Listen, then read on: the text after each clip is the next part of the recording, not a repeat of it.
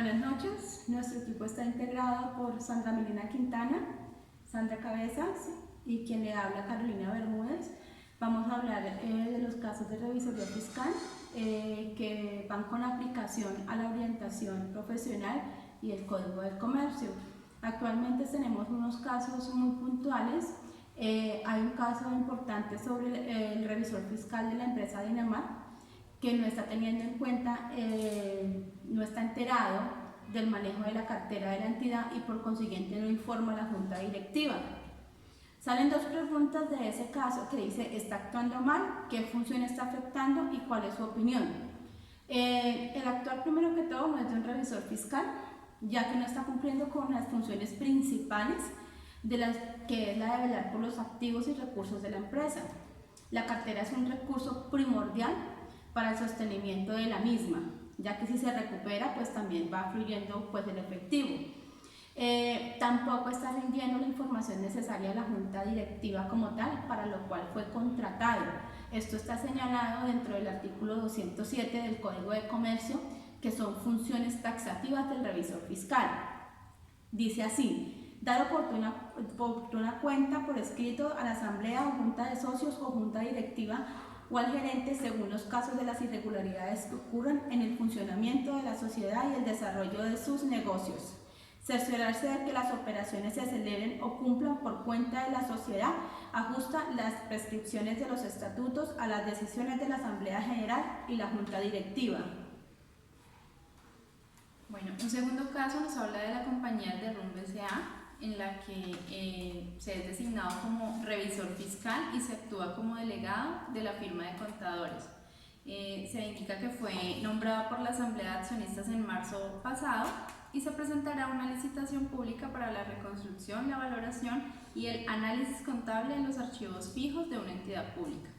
La compañía Derrum S.A. es experta en avalúos técnicos y solicita a la firma de contadores que participen conjuntamente mediante un consorcio en la cual la firma CP se encargaría de llevar a cabo toda la parte contable. Allí surge una inquietud muy importante, que si es esto posible y justificar jurídicamente la respuesta. Tenemos entonces que esta acción no sería legal, ya que estaría incumpliendo el artículo 205 del Código del Comercio en sus incisos 1, que dice, y cito: quienes sean asociados de la misma compañía de alguna de sus subordinadas, ni en estas, quienes sean asociados o empleados de la sociedad matriz. Y en esta última parte nos recalca: quien haya sido elegido como revisor fiscal no podrá desempeñar en la misma sociedad ni en subordinadas ningún otro cargo durante el periodo respectivo. Todo esto con la intención de que el revisor no sea juez y parte en su trabajo. Tal como lo dice la circular externa 115.00011 del 21 de octubre de 2018 en el inciso 5.1.2, el contador público debe tener independencia mental en todo lo relacionado con su trabajo para garantizar la imparcialidad y objetividad de sus juicios. Bueno, tenemos otro caso que es de una empresa, el revisor fiscal de la empresa Pepe Lebu Gutiérrez. Mediante una investigación detecta que la empresa Textiles S.A. incurrió en un fraude en un contrato con la alcaldía de Valledupar, en el que se reducen varios gastos que son completamente falsos. ¿Cuánto tiempo tiene para denunciar? Según lo que se consultó, se habla que los actos de corrupción, porque es tomado como un acto de corrupción, que haya encontrado en el ejercicio de su cargo, dentro de los 6 meses siguientes a que haya conocido el hecho, tuviera la obligación legal de conocerlo. Actos de corrupción: en relación a los actos de corrupción no procederá el secreto profesional. Adicional, los revisores fiscales no pueden argumentar que no conocían del acto de corrupción y que por lo tanto no podían denunciarlo. Además, frente a actos corruptos no procederá el secreto profesional, ya que los contadores también deben velar por los intereses de las personas que son dueñas de las empresas. Hay que recordar que el artículo 7 de la Ley 1474 de julio 12 de 2011, Estatuto Anticorrupción, adiciona el numeral 5 en el artículo 26 de la Ley 43 de 1990, para indicar que los revisores fiscales que no denuncien oportunamente los actos de corrupción cometidos en entes jurídicos a los que están vinculados enfrentarán el proceso de cancelación definitiva de suscripción su tarjeta profesional ante la Junta Central de Contadores. Otro caso relevante son los directivos del Banco de Sangre, entidad que cuenta con revisor fiscal y su respectivo suplente. Notan que las funciones atribuidas al titular son ejercidas simultáneamente o indistintamente, tanto como el revisor principal como el suplente, cargo que se creó para actuar en un momento dado por la ausencia temporal o definitiva del titular. ¿Qué medidas debe tomar la entidad? ¿Qué artículos del Código de Comercio se aplican? Bueno, primero que todo debemos tener en cuenta el artículo 5, que es la elección del revisor fiscal, donde dice que en la elección debe de tener un suplente, pero eso no quiere decir que el suplente pueda ejercer mientras esté ejerciendo el revisor fiscal. Solamente el suplente puede ejercer esa potestad como revisor fiscal en ausencia, pero en ausencias no temporales, sino ausencias, digamos, ya obligatorias de unas vacaciones o por algún caso de fuerza mayor. Adicional a ello, el suplente que haga eso estaría suplantando al revisor fiscal. Cuando el suplente actúa como revisor fiscal, se configura la condición de la que pende el régimen de restricciones, entrando a quedar cobijado en ellas. Allí, así las cosas, la revisoría fiscal solo es ejercida por el suplente en la medida en que sobrevenga una circunstancia que imposibilite o determine la falta principal, según esto. Ahí en esos casos debe dejarse la empresa como tal las medidas que debe de tomar. Es primero que todo, en el momento de entrar con un suplente y el revisor fiscal, dejar los términos claros dentro de los estatutos, cómo se debe de cumplir y cómo están las políticas establecidas para cumplir la ley de forma taxativa. Bueno, en el siguiente caso nos dice: la Asamblea General de Propietarios del Conjunto Residencial Callejas elige como revisor fiscal a Pepito Pérez porque tiene entendido que es obligatorio que las propiedades horizontales tengan este órgano de fiscalización. Surgen unas preguntas: ¿está en lo correcto? ¿Y qué obligaciones tendría el revisor fiscal nombrado? Según la ley 675 en el artículo 56, nos expone qué tipos de propiedad horizontal están obligadas a tener revisor fiscal. Las únicas que están obligadas a tener revisor fiscal son los conjuntos de uso comercial o mixto, y para esto necesitarán un contador público titulado con matrícula profesional vigente e inscrito en la Junta Central de Contadores, elegido por la Asamblea General. En los casos de los conjuntos residenciales netamente, el revisor fiscal sería nombrado de forma potestativa y sus funciones serán las que estén en el reglamento que proponga la Asamblea General y los que estén enmarcados en la Ley 43 de 1990. El siguiente caso nos nombra que el señor Garay Cooper fue elegido como revisor fiscal de la sociedad Rayuela Limitada, pero la entidad contratada para dicha elección no le revisó su hoja de vida por negligencia. Después de un estudio se halló que el revisor fiscal no se encontraba inscrito en la Junta Central de Contadores ni poseía la respectiva tarjeta profesional. Nos dice: si usted fuera el gerente de la organización, ¿qué haría al respecto y qué normas contempla la ley para este caso? Bueno, en este caso lo primero que se debe realizar es convocar una asamblea extraordinaria para comunicar lo sucedido y plantear las respectivas acciones legales que se deban tomar, que conllevan en este caso a la suspensión del cargo por no cumplir con los requisitos exigidos por la ley. Encontramos que en la Ley 43 de 1990 nos dice en el artículo 1 del contador público que se entiende por contador público toda persona natural que mediante inscripción que acredite su competencia profesional en los términos de la presente ley está facultada para dar fe pública de hechos propios del ámbito de su profesión. Y nos habla también en el artículo 3 de la inscripción del contador. Para esto la inscripción la tiene que hacer o la acredita la Junta Central de Contadores. Por eso en este caso la persona que está elaborando o tiene el cargo de revisor fiscal no estaría legalmente inscrito. Por último, tenemos también las funciones que son de la Junta Central de Contadores en el artículo 20. Cuando hablan de las funciones de la Junta Central de Contadores en los incisos 1 y 4, nos dice que debe ejercer la inspección y vigilancia para garantizar que la contaduría pública solo sea ejercida por contadores públicos debidamente inscritos. Y encontramos en el artículo 4 que deben denunciar ante autoridades competentes quien se identifique y firme como contador público sin estar inscrito como tal. Entonces, en este caso, volvemos a aseverar que el revisor fiscal en este caso no se encontraba vigente ni se encuentra inscrito dentro de la Junta Central de Contadores, por lo tanto no podría estar ejerciendo este cargo. Bueno, el siguiente caso nos habla de que Jorge es revisor fiscal de Isagen y le propusieron ser candidato para el mismo cargo en ETB, en la que fue elegido por el máximo órgano. Ambas empresas son públicas. Surgen las siguientes inquietudes. ¿Jorge puede ejercer el cargo en las dos empresas?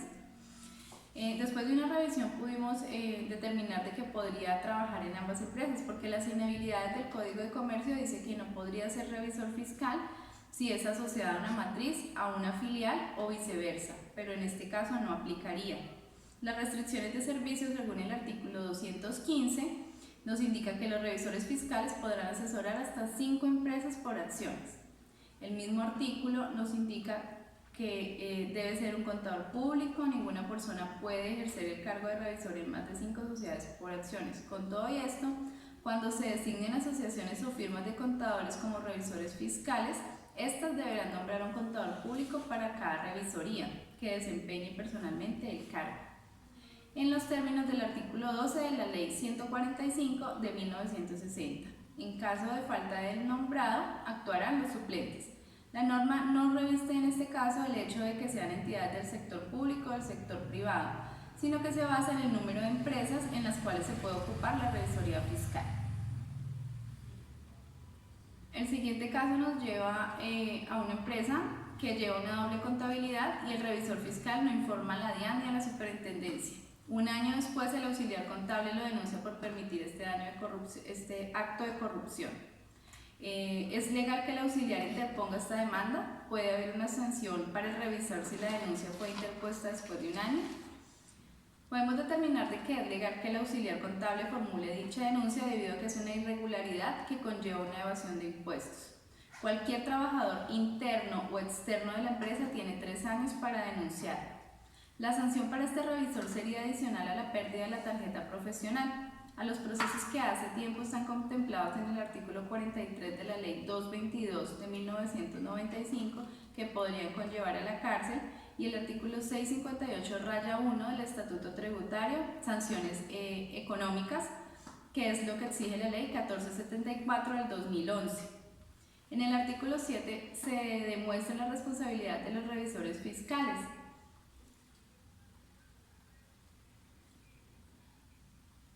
Los revisores fiscales tienen la obligación de denunciar ante las autoridades penales, disciplinarias, administrativas, todos los actos de corrupción, así como la presunta realización de un delito contra la administración pública, un delito contra el orden económico y social o un delito contra el patrimonio económico que hubiera detectado en el ejercicio de su cargo.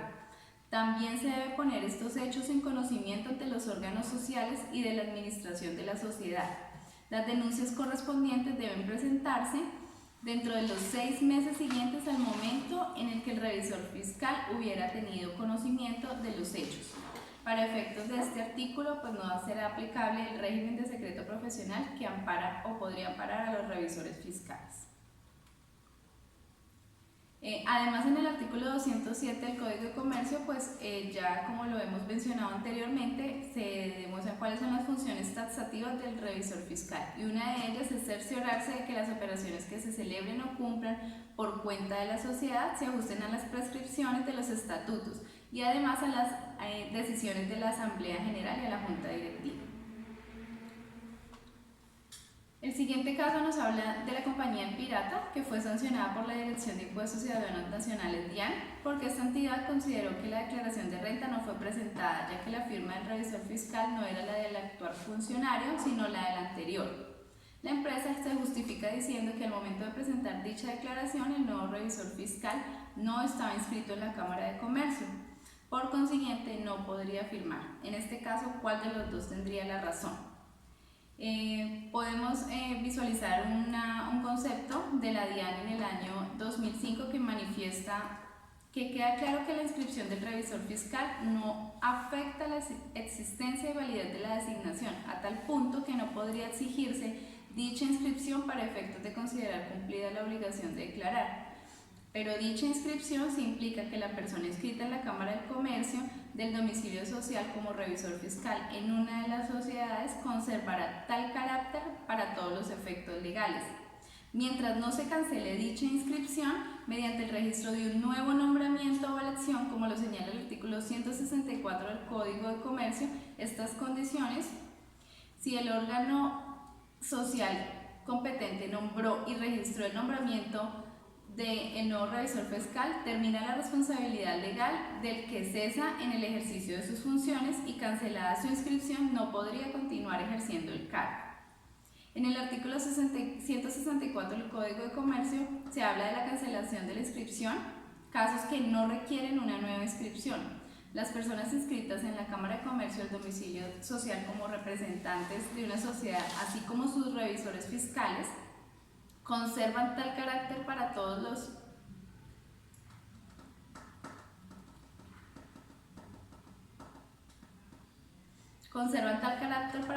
efectos legales mientras no se cancele dicha inscripción mediante el registro de un nuevo nombramiento o elección.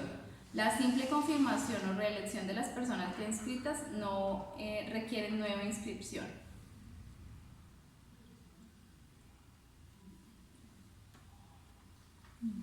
El siguiente caso que tenemos dice: el revisor fiscal de la compañía se negó a firmar la declaración de renta y la DIAN la sancionó. La compañía demandó al revisor fiscal y este se defiende argumentando que la empresa le debe 2 meses de salario y que no va a pagar ni el 50% de la sanción ni la demanda interpuesta por la empresa. ¿Cuál es su opinión y sobre qué norma o argumento se apoya?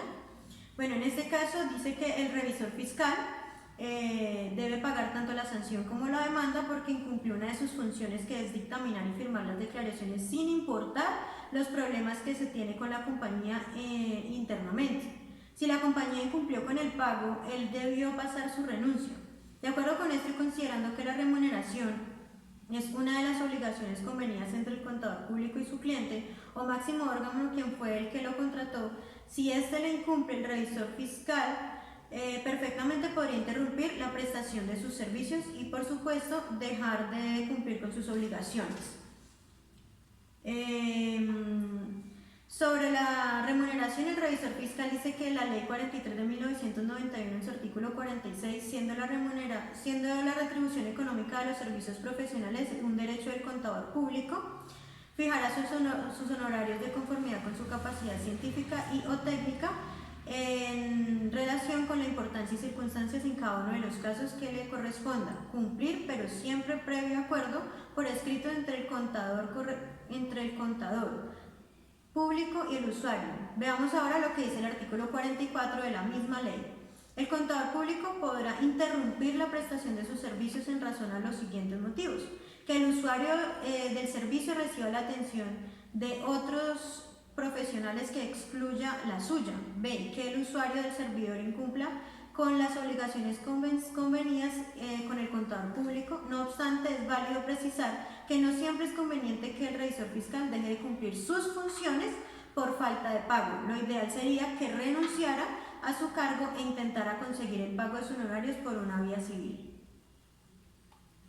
Bueno, y por último, pues nosotros todos estos datos los tomamos primero que todo del Código de Comercio. También utilizamos algunos links para poder pues, acceder a toda esta información y poder tener una mejor consulta.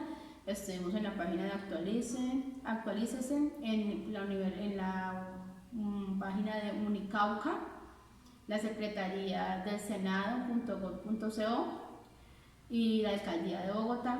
para poder concluir pues el trabajo y el video que estamos realizando. Muchas gracias.